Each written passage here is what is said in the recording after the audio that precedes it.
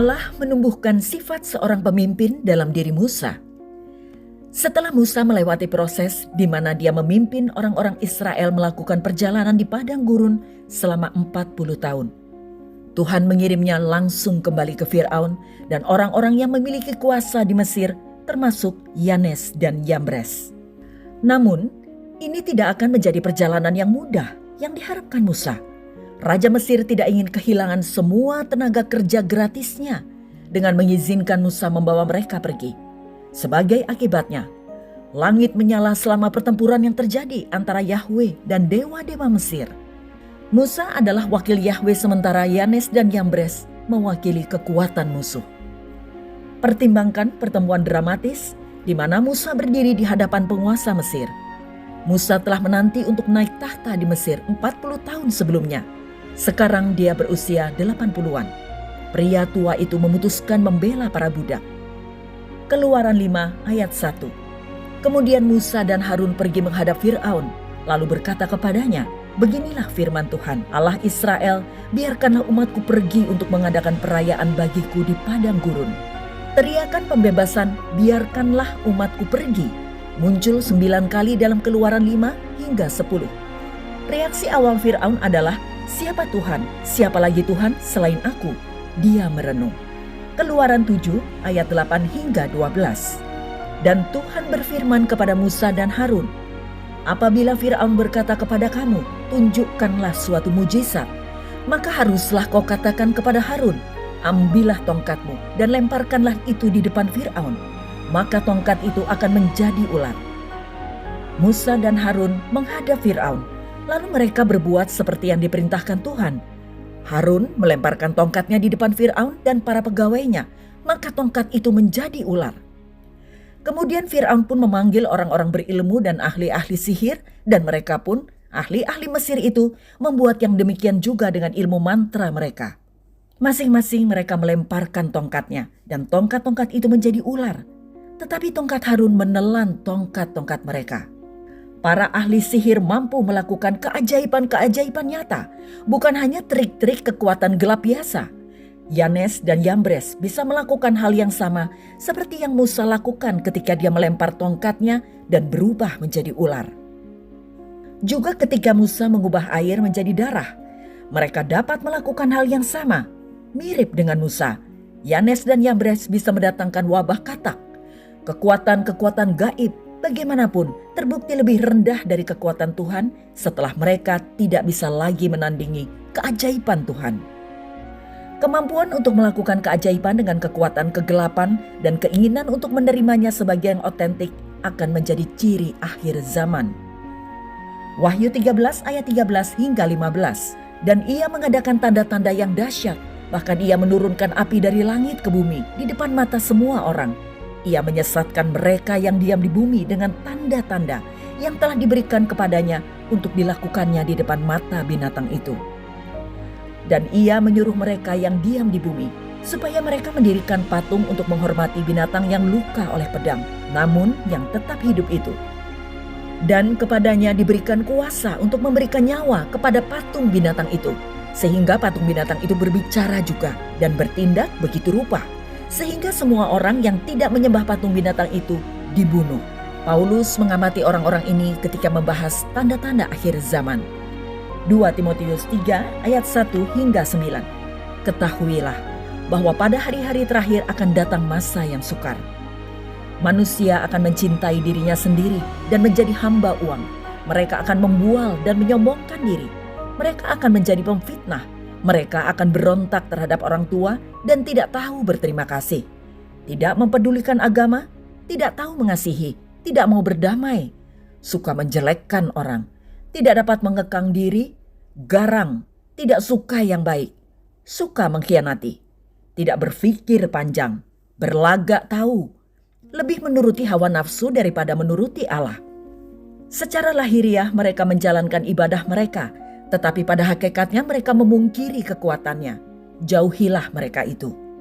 Sebab di antara mereka terdapat orang-orang yang menyelundup ke rumah orang lain dan menjerat perempuan-perempuan lemah yang syarat dengan dosa dan dikuasai oleh berbagai-bagai nafsu, yang walaupun selalu ingin diajar, namun tidak pernah dapat mengenal kebenaran.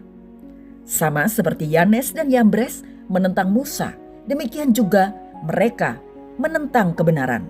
Akal mereka bobrok dan iman mereka tidak tahan uji. Tetapi sudah pasti mereka tidak akan lebih maju. Karena seperti dalam hal Yanes dan Yambres, kebodohan mereka pun akan nyata bagi semua orang. Sama seperti Yanes dan Yambres, pengadilan penyihir Mesir menentang Musa. Jadi orang-orang ini juga menentang kebenaran. Orang-orang yang berpikiran bejat, tidak memenuhi syarat dan tidak berharga sebagai guru dalam hal iman. Tetapi mereka tidak akan melangkah terlalu jauh, karena omong kosong dan ketidaktahuan mereka yang tidak berarti akan menjadi jelas bagi semua orang. Seperti yang terjadi pada Yanes dan Yambres.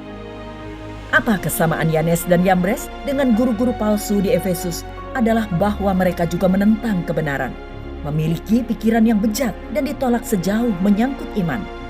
Menariknya, nama Yanes dan Yambres tidak disebutkan dalam Perjanjian Lama, namun dapat dipahami bahwa mereka adalah dua kepala penyihir Mesir yang dipanggil Firaun untuk meniru mujizat yang dilakukan oleh Musa. Pengetahuan Paulus tentang kedua nama tersebut menimbulkan sebuah pertanyaan. Hal ini seharusnya tidak menimbulkan kesulitan, karena jika mereka tidak diturunkan oleh tradisi Yahudi, tidaklah masuk akal bahwa nama-nama itu bisa diberikan kepada dia dengan wahyu ilahi.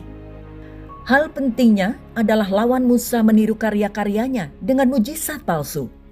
Itulah tepatnya yang terjadi pada pemuja palsu yang Paulus tujukan, dan mereka menentang pekerjaan Allah dengan menirunya. Mereka memiliki cara keselamatan mereka sendiri. Singkatnya, mereka memiliki pengganti segala sesuatu dalam kekristenan. Orang-orang ini menolak kebenaran Allah dengan menghadirkan penyimpangan murahan dan terkadang dengan menggunakan ilmu sihir. Orang-orang ini memiliki pemikiran yang jahat. Roma 1 ayat 28 hingga 32. Perlawanan terhadap kebenaran oleh Yanes dan Yambres ditunjukkan oleh kemampuan mereka untuk bekerja sama dengan kekuatan iblis dalam melakukan keajaiban. Di akhir zaman, manusia juga akan menolak kebenaran, bahkan akan seperti Yanes dan Yambres yang pada akhirnya dipermalukan dan terpaksa memberikan kemuliaan kepada Tuhan. Begitu pula orang-orang jahat di akhir zaman.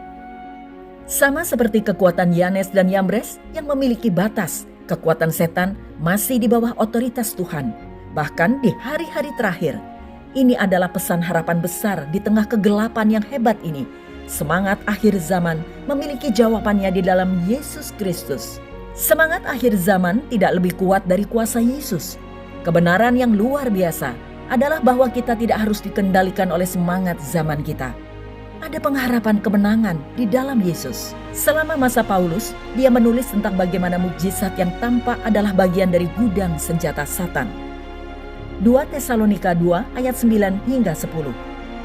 Oleh karena itu, mukjizat dapat digunakan untuk membuktikan bahwa sesuatu itu supernatural. Tetapi mereka tidak dapat digunakan untuk membuktikan sesuatu itu benar. Para penyihir Mesir ini adalah orang-orang terpelajar yang cerdas. Namun, Paulus mengamati bahwa mereka tidak memiliki hikmat yang berasal dari Tuhan. Beberapa dari kita kagum dengan apapun kekuatan spiritual yang nyata tanpa hati-hati mempertimbangkan kekuatan nyata tersebut. Mungkin memiliki kekuatan jahat.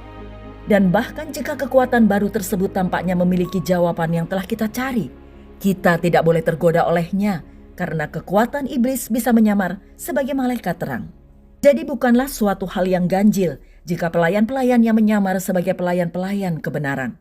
Kesudahan mereka akan setimpal dengan perbuatan mereka. 2 Korintus 11 ayat 15. Oleh karena itu, tidak heran jika pelayan juga menyamar sebagai hamba kebenaran yang akhirnya akan setimpal dengan perbuatan mereka. Hal itu tidak usah mengherankan, sebab iblis pun menyamar sebagai malaikat terang. 2 Korintus 11 ayat 14. Umat Allah diperingatkan untuk waspada akan peniruan. Dalam perikop ini, Paulus mengklarifikasi asal-muasal agama palsu, dan Satan adalah dalangnya. Sangat mudah bagi semua orang, termasuk orang Kristen, untuk disesatkan oleh penampilan dan rupa pada permukaan. Banyak orang hanya bisa mengenali kejahatan ketika kejahatan itu sendiri dengan berani menyatakan dirinya jahat. Dengan demikian, sangatlah bodoh jika kita hari ini tertipu oleh rupa dan penampilan luar. Secara umum dikatakan bahwa setan memiliki 3 bentuk di mana dia menggoda manusia. yaitu 1. Ular, 2. Singa yang mengaum, 3. Malaikat terang. Ada banyak penipuan di seluruh dunia karena Satan. Iblis bukanlah malaikat terang, dia hanya menyamar sebagai malaikat terang.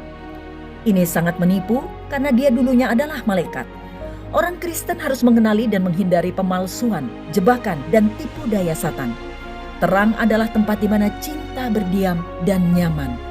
Tuhan telah menciptakan terang dan tinggal di dalamnya.